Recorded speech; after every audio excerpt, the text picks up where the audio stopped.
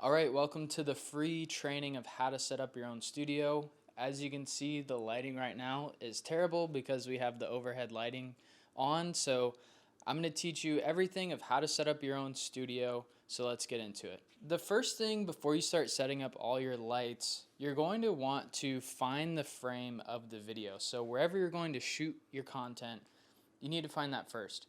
That may be at your office desk if you want to have this lighting set up for your Zoom meetings, or if you're just shooting content.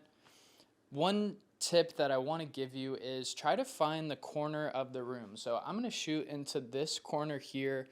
It's basically what is going to give the video the most depth, and it's just going to make it look the best. You can shoot up against a wall, but I recommend shooting into a corner if you can.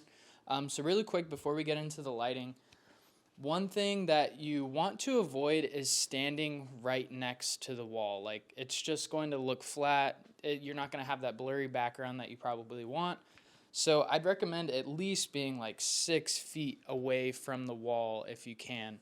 So again, now that you know that, step one is to find the frame. Find out where you're going to be shooting. I have the camera set up here, whether you're using a phone, mirrorless camera, a DSLR, get it set up on the tripod. And so find out where you're going to be shooting and just make sure it's all looking good. You can make minor adjustments later. After you found your frame, you want to turn off the overhead lighting. That's a big mistake a lot of people make, is they leave the overhead lighting on. It doesn't look good and it's not flattering to your face, and we want to have you looking as good as possible. So the first light that you need is the key light. This is the light that's going to be on the subject shining on your face. Where you want to place the key light is in front of you and 45 degrees to the left or to the right. So I have it 45 degrees to the left here and a little bit up, about 45 degrees up as well. What this is going to do is leave a little bit of shadow on your face. It's just going to give a little bit more depth to the image compared to having it straight in front of you. That's going to give you more of a flat and less interesting look. The next light is the rim light, or the hair light. There's, people call it different things, but the rim light is going to be behind you and on the opposite side of the key light. So as you can see here, it's on the opposite side, 45 degrees behind me to the right. So as I sit down, you can see on the video that it's shining on my hair, on the back of my neck, on my shoulders. This is going to help separate me from the background and just make the video look a lot more interesting.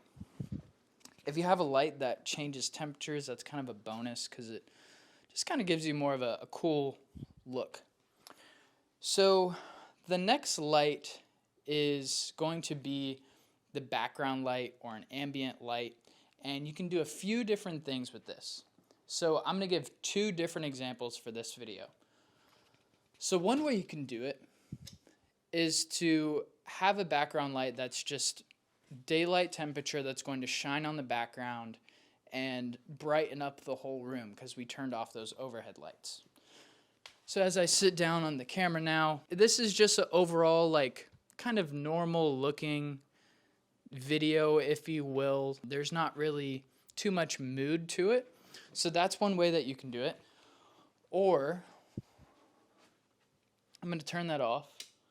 And you can use that same light. I'm going to recommend you have an RGB light that can also be daylight. I'm going to put this light and shine it onto the background. I have it propped up against the chair here. You can set it on the ground, shining up against the wall. This is going to give a whole different vibe to the video.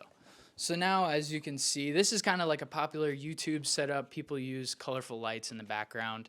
And it's just a different type of look that you can do, and you can change up the colors. And you can match it to your brand, whatever you want to do. So the last light is using a practical light. And what I have here is a lamp. You probably have a lamp laying somewhere around in your office or your house. And this just adds a different feeling to the video. And if you see here on the main camera of what I'm going to be shooting, so as you can see here for the video, this rim light that's shining on the back of my head, it looks like that it's coming from that lamp. It's just kind of a cool trick that you can use for your videos to make it look more cinematic, make it look more interesting and things like that. So I'm going to show you really quick for the final video. This is what the key light, the background light with the color, the hair light, and the practical light. This is what this type of look looks like. And now just for example's sake, this is what this look looks like with just using the white background light. And you can repurpose these lights for doing the same thing. Okay, so the next thing to have for your studio is audio. Whether you're shooting with a phone or a camera, a simple mic that I recommend is a lavalier mic. This is a type of lavalier mic. There's just not a wire, and I'll have some that I recommend below.